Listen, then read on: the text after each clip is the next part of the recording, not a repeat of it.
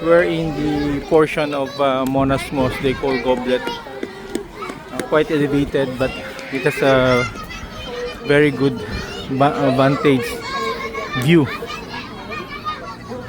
of the Indonesian Financial District. So this one, akit ka. Ito yung Monas Mosque, no? Yung marker na, so masyadong mataas. Mahaba yung pila.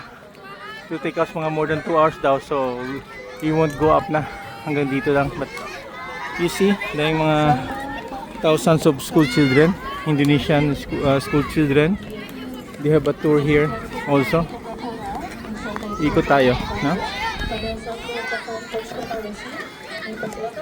So just like the Philippines, yung Indonesia has to improve yung tourism, no?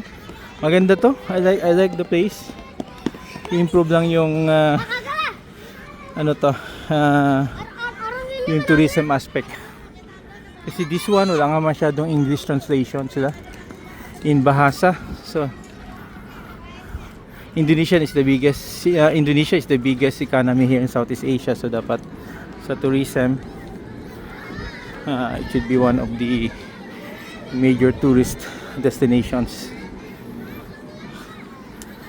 So I'm saying also in Philippines parang ganun din, you can make a comparison kasi like us. What are these? Ba't kaliit lang? Solar lights. Ito, these are solar lights eh. Tapos doon titamaan yung ano to, tower. Very nice. Ha? Magpunta tayo doon? Ha? From here? That's Monas Mosque ba? No, this is Monas. Ah. That's Istapil something. Punta rin tayo dyan, ha? Okay. One of the ano. Okay, very nice. Super init lang, no? Kailangan mo ng more water here because Jakarta is near equator na.